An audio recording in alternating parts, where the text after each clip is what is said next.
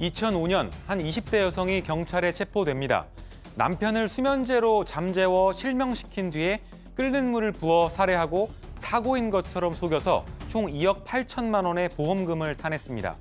주변 지인들은 이 여성이 외모, 목소리, 성격까지 천사 같아서 어디 하나 빠지는 곳이 없었다 이렇게 기억을 했는데요.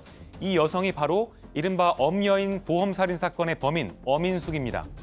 충격적인 사실은 여기서 그치지 않는데요. 엄인숙은 재혼한 남편도 실명시킨 뒤 보험금 3,900만 원을 타냅니다. 그녀의 악행은 자신의 어머니와 오빠에게까지 이어져서 두 사람도 실명하게 하고 불을 질러 화상을 입힌 뒤에 2억 원이 넘는 보험금을 또 타냅니다. 엄인숙은 끊이지 않는 보험 살인 사건의 원조격이라고 할 수 있는데요. 그녀는 형량을 줄이기 위해 마약 중독이었다 이렇게 변명을 했지만 정작 피검사에서는 마약 성분이 나오지 않았습니다. 적용된 죄목은 10가지, 범죄 행위만 24건이 발각돼서 무기징역을 선고받고 형을 살고 있는 엄인숙. 오늘 엑스파일에서는 보험사도 경찰도 막지 못했던 엽기적인 살인범 엄인숙에 대해 알아보겠습니다.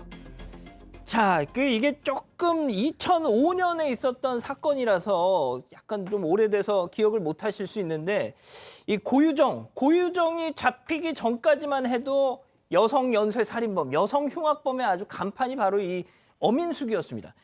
자, 범행을 저질렀을 당시가 20대였어요. 맞습니다. 20대였고요. 고졸 때 보험 설계사로 잠깐 일한 걸로 알려져 있습니다. 그 뒤에 이런 범행을 계획한 걸로 보이는데요.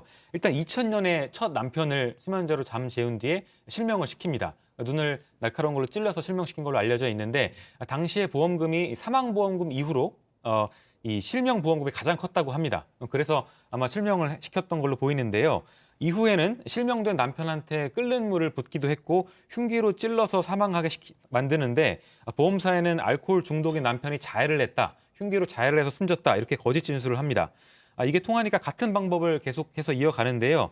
재혼한 남편도 같은 방법으로 실명을 시켰고 이후에 친어머니와 친오빠도 실명을 시킵니다.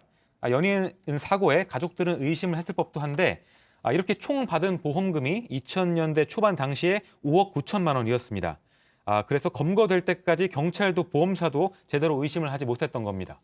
자, 그런데 이제 경찰, 보험사 이게 비슷한 일이 계속 반복되면 의심스러워 할 법도 한데 이게 또 몇 번의 유사한 사건이 있고 나서야 잡혔단 말이죠. 그렇습니다. 이 보험사도 자체적으로 이상한 사건도 이상한 경우에는 그 보험금 지급 안 하거든요. 그리고 경찰에다가 이야기를 해서 수사가 진행되게 하는데 이 사건 관련해서는 보험금이 지급됐어요. 그러면서 보험사의 당시 이야기는 의심은 됐다. 의심 가는 대목이 있었지만 물증이 없었기 때문에 확실한 증거가 없었기 때문에 일단 지급할 수밖에 없었다라는 입장을 밝히고 있고요. 그리고 가족들에 대한 연쇄적인 범행 후에 이제는 그 범행 범위를 그 가족 외로 넓혔습니다. 당시에 그 자기 집에서 파출부로 이제 가사도우미로 일했던 40대 여성 집에 불을 질렀습니다. 그러면서 그 여성 가족들이 숨지고 세상에. 다치게 했는데요. 그리고 또 이렇게 다쳤으니까 병원에 입원해 있을 거 아니에요. 예. 그 병원에 또 들어갔어요. 아이고야. 그래서 그 병원에 불을 지르려고 했습니다. 세상에. 그러다가 잡힌 거거든요. 와. 결국은 뭐 우리가 엄여인이라고 하니까 나이가 굉장히 많은 것처럼 느껴집니다만 그렇죠. 29에 이제 판결을 받은 겁니다. 이야. 굉장히 어린 나이에 이런 일들을 다 저지른 거죠. 세상에. 제가 그 수습 기자 시절에 이 사건이어서 제가 기억을 하는데 양 변호사님 진짜 이게 처음에 그때 마약에 빠져서 범행을 했다 이렇게 진술해가지고 당시 이 기사 제목 같은 거 찾아보면 마약 주고 보험금 노리고 뭐 가족들 뭐 살해 뭐 눈 실명캐 뭐 이런 제목이었고 근데 그게 아니었어요. 아니었어요. 근데 왜 그런 보도들이 나오게 됐냐면 이 엄여인이 처음에 이제 자기 가족들을 해친 다음에 집에 불까지 저질렀잖아요. 이유가 뭐냐 도대체 이해가 안 가니까 이게 일상적인 상황이 너무 아니니까. 근데 마약 값이 급해서 아파트를 식구들 몰래 팔았다가 그게 또 돈 이사 갈 때가 되니까 들통날 것 같아서 불을 질렀다라고 했고 그렇게 불을 지르고 나니까 집이 없잖아요. 그래서 원래 이제 일하던 파출부 집에 얹혀 살고 있었는데 그때는 또 마약이 너무 심각하게 중독이 있어서 뭐 자기 숨진 딸의 환상을 봤다 이런 식의 어떤 정서 불안을 호소했다는 건데 이 여인의 진술이 아마도 경찰조차도 믿을 만큼 그렇게 좀 호소력이 또 있었던 모양이에요. 그리고 또 한 가지는 그렇지 않고서 이거 마약 때문이 아니고서 어떻게 이렇게 끔찍한 범죄를 그렇죠. 잇따라 저질러라고 믿었기 때문에 일단 경찰도 수사를 그렇게 했고 언론의 기자들도 그거를 고스란히 믿고 그렇게 보도가 났던 겁니다. 예.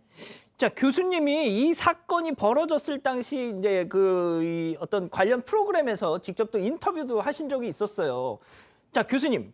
이게 지금 뭐 양 변호사님도 말씀하셨지만 이게 정상적인 경찰도 차마 의심을 못할 정도로 이게 정상적인 상황이 아니지 않습니까, 이거? 그렇죠. 우리의 전통적인 가족이라는 것의 가치관에 이제 비추어 보면 이렇게 이제 가족을 전부 몰살시키는데 배우자뿐만 아니라 심지어는 본인의 친모와 무슨 그러니까요. 남동생과 전부 실명시키고. 또 보십시오, 저거. 네, 그렇기 때문에 피해자가 한둘이 아니고 이런 이제 사건이 과연 한 번이라도 있었는지 지금 기억이 나지 않고요. 고유정도 결국은 지금 뭐 전 남편에 대한 그 사건만 입증이 됐잖아요. 예. 그렇기 때문에 사실은 피해자가 이렇게 여러 명인 사건은 제가 본 적이 없는데 문제는 이제 뭐 여러 가지로 그 이후에 이제 이 사례가 여성 사이코패스 연구를 하는데 굉장히 뭐 나름 의미 있는 케이스로 많이 인용이 되고 사실 있거든요. 예. 그렇기 때문에 이제 그런 차원에서 보면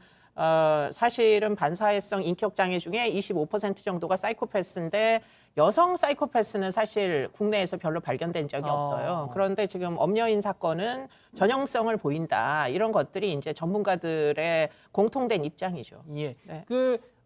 사이코패스 진단 지수를 국내에 도입해서 개발하신 또 주인공이 우리 교수님이시잖아요. 제가 여기 자료에 보면은 40점 만점 테스트 40점 만점에서 거의 40 만점을 받았다고. 근데 그것은 지금 약간 지금 뭐 뭔가 오류가 약간 있을 수 있습니다. 예, 왜냐하면 이 사건이 2005년도 사건이에요. 그런데 이제 그 PCR이라는 도구가 국내에 이제 제대로 연구를 통해 가지고 타당도가 확인된 건 2007년, 8년 이 정도부터이거든요. 그렇기 때문에 지금 이제 그 당시에 실무자들이 지금 이 사건이 워낙 희귀하니까 사실 영문판을 가지고 이제 평가를 가채점을 아마 해본 것으로 보입니다. 예. 그랬더니 거의 만점에 가깝다 이런 결론이 나왔었다 이런 얘기로 보입니다. 그렇군요. 자, 양 변호사님, 그러면 우리나라 저번에 뭐 누굽니까 강윤성 때도 저희가 한번 소개해드린 적이 있었는데, 그럼 우리나라 강력범죄자들 중에서 이 사이코패스 판정을 받은 이 흉악범 뭐 좀 마무리해 주시죠. 2007년 이후로 판정을 받은 사람들로 보입니다. 그 중에서는 40점 만점이라고 그랬지 않습니까? 유영철이 37점으로 가장 높다라고 하고요. 지금 좀 전에 얘기한 강윤성도 30점 이상이라고 합니다. 그 두 사람이 제일 높은 편에 속하고 정남교 조두순이 29점, 강호순도 27점, 또 어금니아빠로 했던 이영학이 25점이었는데요. 세무녀 살해범 김태현이라든가 아까 예로 들었던 고유정 같은 경우는 또 사이코패스는 아닌 걸로 그렇게 진단이 됐습니다. 그렇군요. 알겠습니다.